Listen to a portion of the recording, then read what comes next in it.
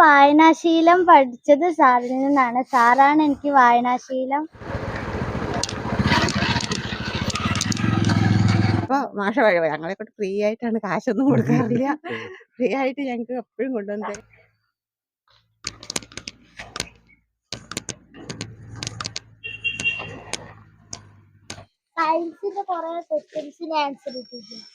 അതെന്താ കിട്ടാണ്ടിരിക്കാൻ കാര്യം? നമ്മളന്ന് ക്ലാസ് നോട്ടിൽ എഴുതിയില്ലേ?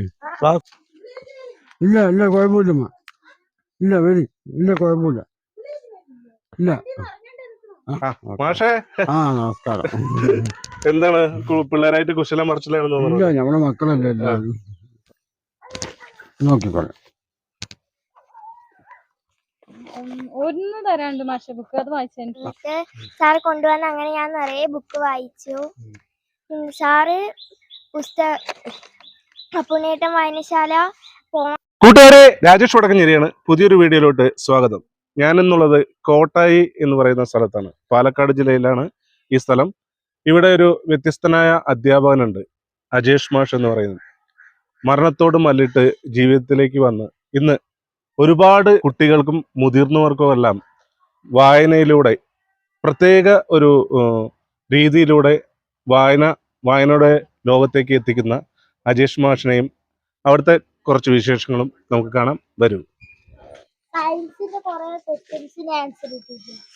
അതെന്താ കിട്ടാണ്ടിരിക്കാൻ കാര്യം? നമ്മളന്ന് ക്ലാസ് നോട്ടിൽ എഴുതിയില്ലേ? ക്ലാസ് തന്നെ എഴുതാൻ പറഞ്ഞില്ലേ? പിന്നെന്താ പ്രശ്നം? ആ ശരി, നമുക്ക് നാളെ ക്ലാസ് നോക്കാം കേട്ടോ. മാഷേ ആ നമസ്കാരം. എന്താണ് പിള്ളേരായിട്ട് കുശലം മറിച്ചിലാണെന്ന് ഇല്ല തോന്നുന്നു. നമ്മുടെ മക്കളല്ലേ എല്ലാവരും. ഇപ്പൊ വണ്ടിയായിട്ട് ഇറങ്ങിയതാണല്ലേ? കൊണ്ടുപോയിട്ട് ഇറങ്ങി. ഞാൻ കുറെ നേരം കോട്ടായില് വെയിറ്റ് ചെയ്ത് വന്നു. അതെ ആ, ഓക്കെ ഓക്കെ ഓക്കെ. അപ്പോഴാണ് മാഷ് ഈ ഭാഗത്തേക്ക് വന്നു പറഞ്ഞത്. Okay okay. ശരി അമ്മ എവിടെ?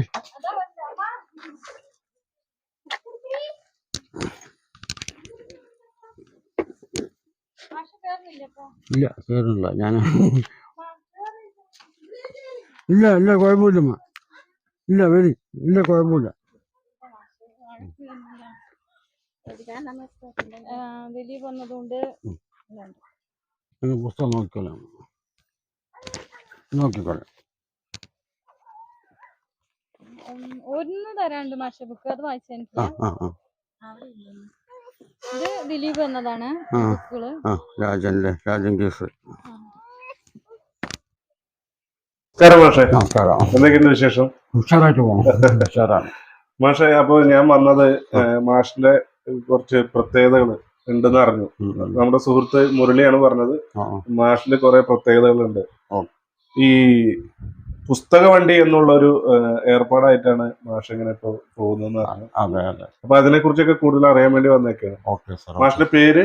എന്റെ പേര് അജേഷ് എന്നാണ്. ഞാൻ അജേഷ് കോട്ടായി സ്കൂളില് വർക്ക് ചെയ്യാണ്.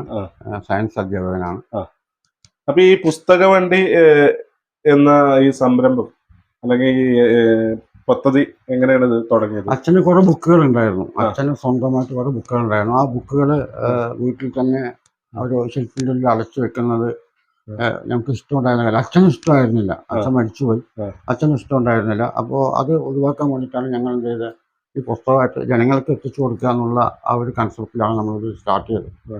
പിന്നീട് നമ്മുടെ അച്ഛൻ്റെ പേരിൽ തന്നെ ഒരു വായനശാല, പുണ്യേട്ടൻ വായനശാല എന്ന് പറയുന്ന ഒരു സംരംഭത്തിന് രൂപം നൽകി. ഇപ്പോൾ നമ്മുടെ കോട്ടായിലെ മാത്തൂരിലെ കുരിമുട്ടിച്ചിലെ പഞ്ചായത്തുകളിലായിട്ട് ഏകദേശം 250ഓളം വീടുകളിലേക്ക് നമ്മൾ എത്തിക്കുന്നുണ്ട് പുസ്തകത്തിന്.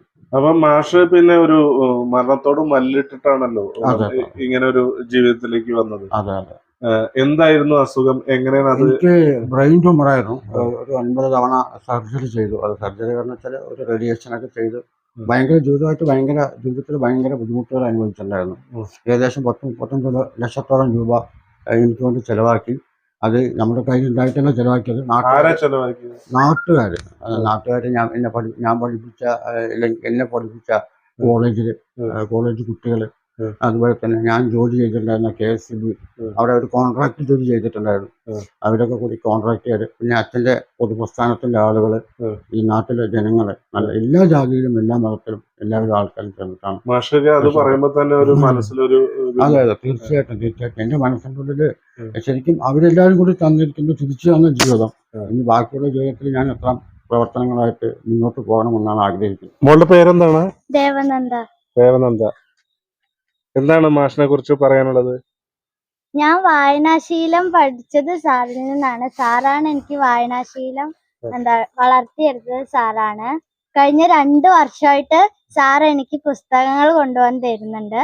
ഇതിലൂടെ എനിക്ക് ധാരാളം അറിവുകൾ നേടാൻ കഴിഞ്ഞു. അതുപോലെ തന്നെ സാർ പുസ്തക വണ്ടിയിലൂടെ എന്നെ പോലെയുള്ള ധാരാളം കുട്ടികൾക്ക് പുസ്തകങ്ങൾ കൊടുക്കുന്നുണ്ട്. പുസ്തകങ്ങൾ വായിച്ചിട്ട് പോവാതെ അതിനെക്കുറിച്ചുള്ള വായനാക്കുറിപ്പൊക്കെ എഴുതുവാൻ സാർ ഞങ്ങളെ പ്രോത്സാഹിപ്പിക്കും. ഇങ്ങനെ പുസ്തകങ്ങൾ എത്തിച്ചേരുന്ന സാറിന് എത്ര നന്ദി പറഞ്ഞാലും മതിയാവില്ല. ഇതൊരു നന്മയുടെ പ്രവർത്തനമാണ്. ഇതിൽ നിന്ന് നമ്മൾ ഒന്നും പ്രതീക്ഷിക്കുന്നില്ല സാമ്പത്തികമായിട്ടൊന്നുമില്ല. ഇപ്പൊ ഈ നമ്മളെ ഈ ലൈബ്രറി ജനങ്ങൾക്കായിട്ട് ഇങ്ങനെ തികച്ചും സൗജന്യമായിട്ട്, അത് മാത്രമല്ല ഇവിടെ എത്താൻ പറ്റാത്തവർക്കാണ് നമ്മൾ ഈ വീടുകളിൽ കൊണ്ടുപോയി പുസ്തകങ്ങൾ, എല്ലാത്തരം പുസ്തകങ്ങളും ഉണ്ടല്ലോ. എന്താണ് നമ്മുടെ അജേഷ് മാഷിനെ കുറിച്ച് പറയാനുള്ളത്? മാഷ് നല്ലൊരു പ്രവർത്തനം ഇപ്പൊ ചെയ്തുകൊണ്ടിരിക്കുന്നത്. പുസ്തകങ്ങൾ ഞങ്ങളൊക്കെ കൊണ്ടുപോയിക്കൊണ്ട് ഞങ്ങൾ എല്ലാവരും വായിക്കാൻ തുടങ്ങി. പിന്നെ അല്ലെങ്കിൽ ഞങ്ങൾക്ക് പുസ്തകം കിട്ടില്ലല്ലോ. അപ്പൊ മാഷ് ഞങ്ങളെ കൊണ്ട് ഫ്രീ ആയിട്ടാണ്, കാശൊന്നും കൊടുക്കാറില്ല. ഫ്രീ ആയിട്ട് ഞങ്ങൾക്ക് എപ്പോഴും കൊണ്ടുവന്ന് തരും. കഴിഞ്ഞു പറഞ്ഞാൽ ഞങ്ങൾ മെസ്സേജ് ഇടും. അതുകൊണ്ട് നിങ്ങൾക്ക് ഇപ്പൊ വായനയായില്ലേ? അതെ, വായനാശീലമായില്ലേ? അതെ, വായന. ചേച്ചിയുടെ പേര്? എന്റെ പേര് തങ്ക. അപ്പൊ കുറെ നാളായി ഇപ്പൊ മാഷിന്റെ ഈ പുസ്തകങ്ങൾ വായിച്ചിട്ട് അറിവുകൾ സമ്പാദിക്കാൻ ഒരുപാട് അറിവ് എനിക്ക് നല്ല നല്ല ബുക്കുകൾ കൊണ്ടുവന്ന് തന്നിട്ടുണ്ട്. അതൊക്കെ ഞാൻ വായിച്ചു. അതിൽ നിന്ന് എനിക്ക് ഒരുപാട് അറിവ് കിട്ടി. ഭാഗവതം, പിന്നെ കുറെ പറയപ്പെട്ട പന്തിരുവില്ല, അങ്ങനെ കുറെ പുസ്തകങ്ങളൊക്കെ എല്ലാം വായിക്കാറുണ്ട്. ഇപ്പോഴും നല്ല നല്ല പുസ്തകം കൊണ്ടുവന്നാല് മാഷ് എനിക്ക് എടുത്തത്. നമ്മള് കഴിഞ്ഞ വർഷത്തെ വനിതാ ദിനത്തില് ഏറ്റവും നല്ല ഒരു പുസ്തക വണ്ടിയുടെ വായനക്കാരിക്ക് നമ്മൾ ഒരു അവാർഡ് കൊടുത്തിട്ടുണ്ടായിരുന്നു. അതിൽ അവാർഡ് ഏറ്റുവാങ്ങാനുണ്ടായ അല്ലെങ്കിൽ നമുക്ക് കൊടുക്കാനുണ്ടായ ഭാഗ്യം എന്ന് പറയുന്നത് നമ്മുടെ അമ്മയ്ക്കായിരുന്നു. അമ്മ എന്ന് പറയുന്നത് ഇവിടെ വന്നു കഴിഞ്ഞാൽ ഒരു വെള്ളം കുടിക്കാതെ എന്നെ പോകാൻ സമ്മതിക്കില്ല. അത്രയ്ക്കുള്ള സ്നേഹനിധികളുടെ ഈ കൂട്ടായ്മയില്ല. അതുകൊണ്ട് തന്നെയാണ് എത്ര കഷ്ടപ്പെട്ടാലും പുസ്തക വണ്ടിയായിട്ട് ഒരുപാട് ത്യാഗം സഹിച്ചിട്ടും ഞാനിങ്ങനെ ഇറങ്ങുന്നത്. ഒരുപാട് കാത്തിരിക്കുന്ന ഒരുപാട് അമ്മമാരും ഒരുപാട് അനിയന്മാരും ഒരുപാട് പെങ്ങന്മാരും ഒരുപാട് കുഞ്ഞു മക്കളും നമ്മളെ കാത്തിരിക്കുന്നുണ്ട്. മോളുടെ പേര്? അഞ്ജന. ഞാന് ആദ്യം എന്റെ ഫ്രണ്ട് പറഞ്ഞിട്ടാണ് അറിഞ്ഞത് ഇതേപോലെ സാറ് ചെയ്യുന്നുണ്ടെന്ന്. പിന്നെ സാറിന്റെ നമ്പർ വാങ്ങി സാറിനെ കൊണ്ട് ഇന്നേപോലെ പുസ്തകങ്ങൾ വേണം പറഞ്ഞിട്ട് സാറ് കൊണ്ടുവന്ന് അങ്ങനെ ഞാൻ നിറയെ ബുക്ക് വായിച്ചു. സാറ് അപ്പുണ്ണേട്ടൻ വായനശാല പോണം എന്നുണ്ട്, പക്ഷെ പോയിട്ടില്ല. ഇനി പോണം, എന്തായാലും അവിടെ പോയി സന്ദർശിക്കണം നല്ല ആഗ്രഹമുണ്ട്. പുസ്തകങ്ങളുണ്ട് നമുക്കിവിടെ, ചരിത്ര പുസ്തകങ്ങളുണ്ട്, നോവലുകളുണ്ട്, കവിതകളുണ്ട്, കഥകളുണ്ട്, അങ്ങനെ എല്ലാ തരത്തിലുള്ള നോവലുകളും എല്ലാ തരത്തിലുള്ള ബുക്കുകളും ഉണ്ട്. അപ്പോ പ്രേക്ഷകരെ ഒരു കാര്യം മനസ്സിലാക്കണം, വളരെ വ്യത്യസ്തനായ ഒരു അധ്യാപകനാണ്. വായനാശീലം വളർത്തുക, അതിപ്പോ കുട്ടികൾ മുതൽ മുതിർന്നവരിലേക്ക് വരെ വായനയുടെ ലോകത്തേക്ക് എത്തിക്കുക എന്നുള്ള ഒരു ചിന്താഗതിയുമായിട്ടാണ് മാഷ് പോകുന്നത്. മാഷിന്റെ വീട്ടിൽ ആരൊക്കെയാണ്? വീട്ടിലെ ഭാര്യയാണ് ലൈബ്രറിയൻ, 2 മക്കളുണ്ട്. 3ാം ക്ലാസ് പഠിക്കുന്ന അലോഷ്യ, LKG പഠിക്കുന്ന ആയുഷ്, പിന്നെ അമ്മ. ചേച്ചി വന്നു, ഇതാണ് ഭാര്യ അല്ലേ? അതെ, ഭാര്യ. അപ്പൊ ഇത് എത്ര വർഷമായി തുടങ്ങിയിട്ടത്? 4 വർഷം. 2019 ലാസ്റ്റാണ് നമുക്ക് മനസ്സിലിങ്ങനെ ഒരു ഇത് വന്നത്. നമ്മുടെ അച്ഛന്റെ പേര് ഒരു വായനശാല തുടങ്ങാമെന്നത്. 2020 ആ കൊറോണ ഒരു മെയ്ക്ക് ശേഷമാണ് നമ്മളിത് തുടങ്ങിയത്. പിന്നെ കുറച്ച് പേരുടെ ബുക്സുകളൊക്കെ നമ്മൾ കളക്ട് ചെയ്യാൻ തുടങ്ങി. കുറച്ച് നമുക്കറിയുന്നവരുടെ അടുത്തൊക്കെ നമ്മൾ വായനശാലകൾ തുടങ്ങാൻ താല്പര്യമുണ്ട്. നിങ്ങൾക്കാവുന്ന സഹായത്തിൽ നമുക്ക് വായിച്ചു കഴിഞ്ഞ ബുക്കുകൾ, അത് വീട്ടിൽ വെറുതെ ഇരിക്കുന്ന പുസ്തകങ്ങൾ നമുക്ക് തന്നു വെച്ച് വേണം അത് വായനക്കാർക്ക് എത്തിക്കും എന്നുള്ളൊരു ഇത് നമ്മൾ പങ്കുവെച്ച് സോഷ്യൽ മീഡിയയിലൂടെ. അപ്പം നമുക്ക് കുറേ ബുക്സുകൾ അങ്ങനെ കളക്ട് ചെയ്ത് കിട്ടി. ഈ സമയത്ത് നിങ്ങൾ ക്വാറന്റൈനിലായിരുന്നു? ക്വാറന്റൈനിലായിരുന്നു. ക്വാറന്റൈൻ പറയുന്ന ആ സമയത്ത് ഈ രോഗം രോഗം രോഗം അതിന് ശേഷം വന്നത്. അതല്ലേ? അല്ല, അജേഷ് പക്ഷേ ട്യൂമറൊക്കെ 2013 മുമ്പൊക്കെയാണ്. ഈ കോവിഡ് ഞങ്ങള് ക്വാറന്റൈനിൽ ഇരിക്കുമ്പോഴാണ് കോവിഡ് വന്നത്. കോവിഡ് വന്ന് ക്വാറന്റൈനിൽ ഇരിക്കുന്ന അപ്പോഴും വല്ലാത്തൊരവസ്ഥയായി മാറിയില്ലേ? വല്ലാത്തൊരവസ്ഥ. അതായത് ശരിക്കും പറഞ്ഞാൽ ഒരു ഇതേപോലെ ഈ വർക്ക് നടക്കുന്നുണ്ടായിരുന്നു. അപ്പോൾ ഞാൻ തിരുവനന്തപുരത്ത് ഡോക്ടർ എന്നെ കൊണ്ട് വിളിച്ച് പറയുമായിരുന്നു, അജേഷ് എവിടെയും പോകരുത്, വന്നു കഴിഞ്ഞിട്ട് രക്ഷപ്പെടാൻ സാധ്യതയില്ല എന്നൊക്കെ പറയുമായിരുന്നു. പക്ഷെ ഞാനതൊന്നും എനിക്ക് അങ്ങനെ വകവയ്ക്കുന്ന ഒരു സ്വഭാവമില്ല. ഞാൻ ഭയങ്കര റിസ്കി ആയിട്ടുള്ള കാര്യങ്ങളൊക്കെ ചെയ്യുന്ന ആളാണ്. എനിക്ക് ഭയങ്കര ഇഷ്ടമാണ് അത് ചെയ്യാൻ. അങ്ങനെ അതിന്റെ ഭാഗമായിട്ട് ഞാൻ ഒരു കോവിഡ് കിട്ടുന്ന ഒരു കുട്ടി വിളിച്ചു, സാറേ ഇങ്ങനെ പുസ്തകം കിട്ടും, എനിക്ക് വായിക്കാൻ തോന്നിയിട്ട് വയ്യ, ഒന്ന് കൊണ്ടുപോകാ സാറേ പറഞ്ഞു. ഞാനത് കൊണ്ട് കൊടുത്തു. ആ കുട്ടി വാങ്ങിച്ചു, ഒരു ഉമ്മയൊക്കെ തന്നിട്ടാണ് ഓടിപ്പോയത്. അപ്പോൾ തൊട്ട വീട്ടുകാരിങ്ങനെ ഇങ്ങനെ നോക്കണ്ടായിരുന്നു സംഭവം. എനിക്ക് മനസ്സിലായില്ല. ഇങ്ങനെ പറഞ്ഞു അവർ ക്വാറന്റൈനിൽ ഇരിക്കുകയായിരുന്നു പറഞ്ഞു. പിന്നെ ഞാൻ അന്ന് തന്നെ ഒന്ന് ആരോഗ്യ പ്രവർത്തകനെ അറിയിച്ച് ഞാൻ ക്വാറന്റൈനിൽ പോയി. ഞാൻ ചെക്ക് ചെയ്ത് പോസിറ്റീവായി.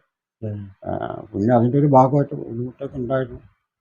എന്തായാലും മാഷ് ഈ ചെയ്യുന്ന നന്മയ്ക്ക് ദൈവം വീണ്ടും, അതായത് നമ്മുടെ ട്യൂമർ വന്നിട്ട് അതിജീവിച്ച് വന്നു, അതിനുശേഷം കോവിഡ് വന്നു, അതും അതിജീവിച്ചു വന്നു.